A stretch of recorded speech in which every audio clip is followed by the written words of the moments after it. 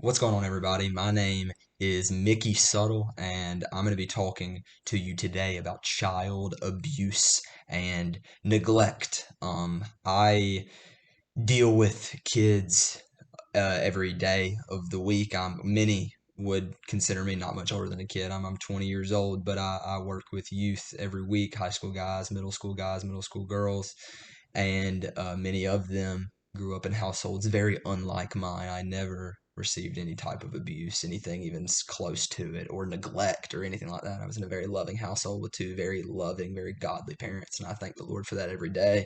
But many of the kids in our societies today do not have that privilege. They don't have that. So I deal with kids every day who are maybe being abused, many who are definitely being neglected in different ways. And so immediately at the beginning of this semester, I knew this was a topic that I wanted to do a little bit more research on and learn a little bit more about how to treat it, how to talk to people, and how to help people who have been abused and who've been neglected, specifically kids who have been neglected. And we're going to kind of be specifically looking at kids who have been abused or neglected by their parental figures or their legal guardians.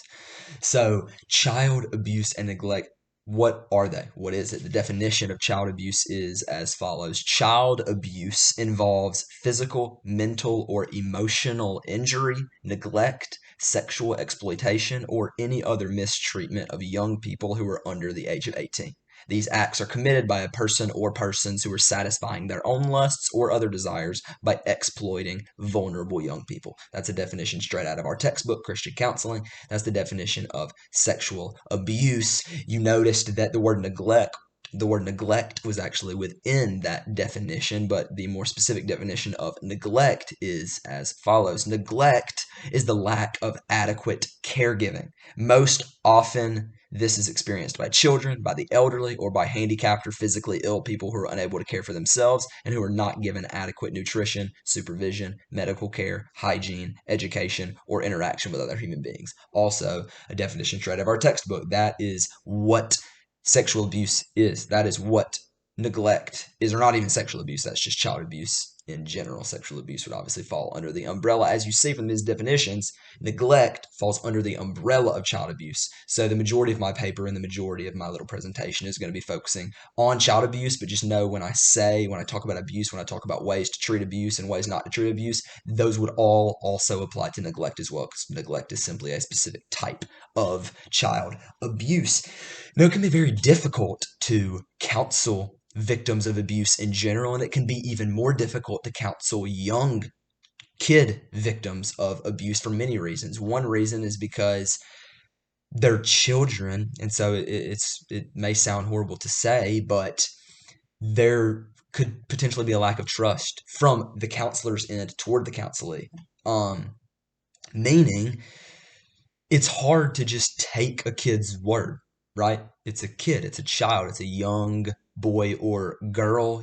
Are they over exaggerating? Are they stretching the truth? Can we know what they're saying is true, right? So a lot of the times, as counselors, as adults who are talking to children who may have been abused, we have to be wary, we have to be careful of knowing whether they're telling the truth or not. Right now, I would never recommend voicing those concerns out loud to them, and we'll talk about trust a little bit more in a few minutes. But that's a reason why it's difficult to counsel young victims of abuse, is because there could potentially be a lack of trust. Another reason is because many times these young victims may not want to be counseled. They may not be ready. And what I mean by that is, let's say there's a 30-year-old man or woman who has been abused in some way and they want to be counseled.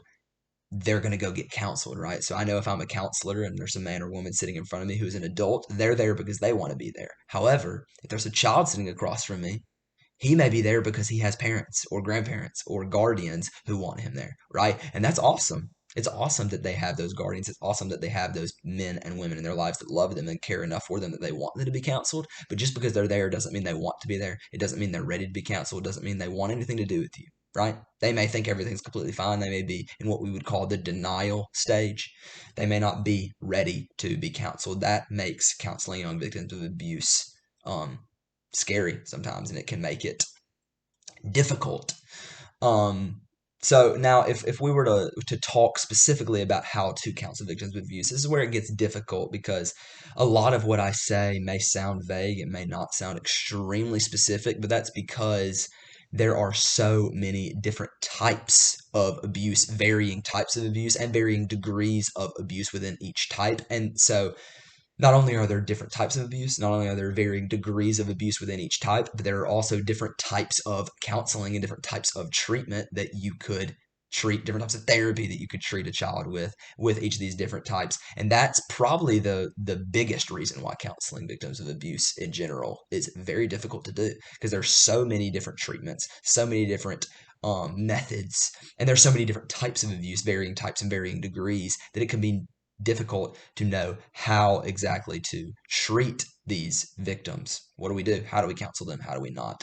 Now, although there are many types, there are many degrees, there are many, many things that I can tell you for certain. This is how you do it right, and this is how you do it wrong in every circumstance. And those are some of the things we're going to look at today. How to counsel victims of abuse. These are things that you always want to do. Number one, I have five. Okay, number one, always be honest. As a counselor, and obviously I keep saying counselor, I don't mean a licensed counselor. I mean someone who, you know, if you're counseling someone, quote unquote, discipling someone, whatever you want to say, that means there's a young person who looks up to you, who trusts you, and they want to come talk to you about something, right? When you're counseling someone, always be honest. Always. This goes back to trust. We talked about trust a little earlier. Trust is the foundation of every single counselor counselee relationship. It's the foundation. So that means it's the very first thing that has to be built. Trust has to be built before anything. We have to build trust between the counselor and the counselee. This may take one meeting or one session. This may take 5 meetings or 5 sessions. It doesn't matter how long it takes because you can't rush it. We can't make a child naturally trust us. It has to happen over time. Now, depending on the age of the child, they may be quicker or slower to trust you. A younger child, an 8-year-old, a 9-year-old, they'd probably be quicker to trust you than a middle schooler or a high schooler. They might be a little more wary, right? They might be a little more standoffish, not exactly ready to open up to someone who they barely know, right? So let the trust build. It's going to take time. Be patient, sit in it, and always be honest so that they know they can trust you, right?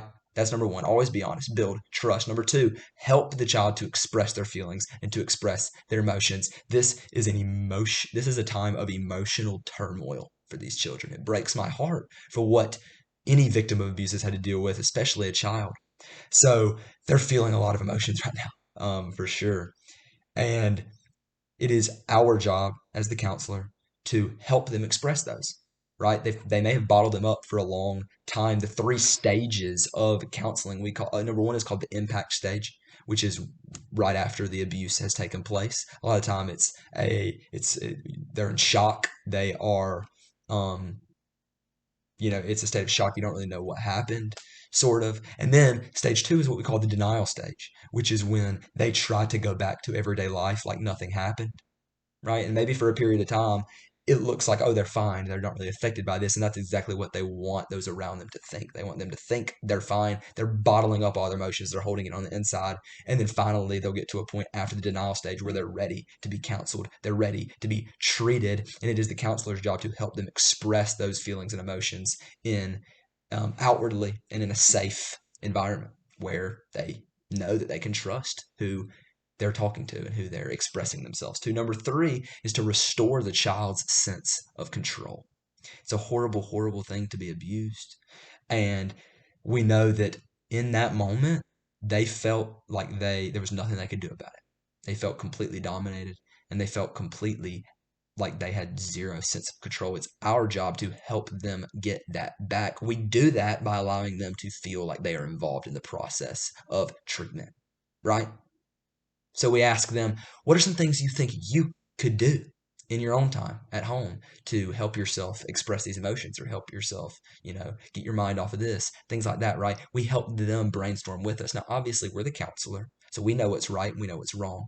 So we're going to tell them, right?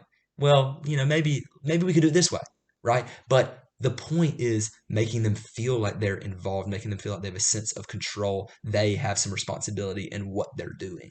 right? Restore a sense of control. Number 4 is be patient. I talked about this in the trust process, but it goes throughout all of counseling. This process takes time. This process takes time, especially with children. It takes time to build trust. It takes time to express those emotions. It takes time to begin to feel like they have some sense of control back again. All of these things take time. So as a counselor, be patient. Be patient with these children. Let them go at their own pace. And the last thing I have is show them love. Show them love. This goes for victims of abuse and definitely victims of neglect, because one of the biggest and most universal symptoms of victims of child abuse and child neglect are that they don't feel like they deserve to be loved because of the abuse they've suffered, because of the neglect they've been shown. They feel that that's what they truly deserve. They don't feel they deserve love from their parents or from anyone. So it is our job to show them love and to try to make sure there are people in their life who are showing them love on a daily basis. All right, that is how to counsel victims of child abuse. Now let's look at just a few quick ways, things never to do when you're counseling victims of child abuse. This is how not to do it. Number 1, don't ever blame them. Do not ever blame them or even make them feel as if they are to blame for the abuse they have suffered. All right. Now, this is what I was talking about when I was talking about trust earlier. We have to be wary. We can't just immediately take them at their word. We have to ask questions. We have to get details, but never do it in a way that insinuates that they could be lying. Okay. We never want them to feel like we're blaming them for anything that happened, because it isn't their fault ever. All right. Number 2, do not push the child to talk about things they're currently unwilling to talk about. Now, I say don't push. I would say do not overzealously push. Okay? Do not aggressively push. It's okay to lightly shove them in the right direction. Okay? But do not push them to talk about things they're not willing to talk about. This goes back to being patient. It's going to take time for them to open up. It's going to take time for them to trust you. It's going to take time for their symptoms of their trauma and their abuse to subside. All right? So be patient with them. Don't push them. And lastly, do not cause them to be more fearful of people in their life than they already are. A kid who's been abused or neglected, they're scared. They're terrified. They're scared of adults. If they've been abused by a man, they're probably scared of men. If they were abused by a woman, they're probably scared of women. They think they're all that way because they don't understand. Do not cause them to be any more fearful of people than they already are. Help them to see that isn't, not everyone's like that, right? There are people out there who love you and who want to take care of you. Okay? Those are some things to do and some things not to do when you're counseling victims of child abuse. I have a few verses here at the bottom of my handout. Ephesians chapter 6 verse 4 says, "Fathers, do not provoke your children to anger, but bring them up in the discipline and instruction of the Lord." Bring them up in the discipline and instruction of the Lord. And Proverbs 22:6 says something very similar. It says, "Train up a child in the way he should go, and when he's old, he won't depart from it." If when he's young, you train him up in the way he should go, down the path of the Lord, he won't depart from it when he's old. Proverbs 3:12 says, "For whom the Lord loves, he reproves, even as a father corrects the son in whom he delights." Our Father, the Lord, we have a beautiful, perfect example of a father, right? God is the perfect father, and he reproves us, he chastens us, he disciplines us because he loves us. And our fathers should do the same. Those are just a few verses about how to parent someone in a godly manner. That's all I have. I hope that you learned something about child abuse and neglect.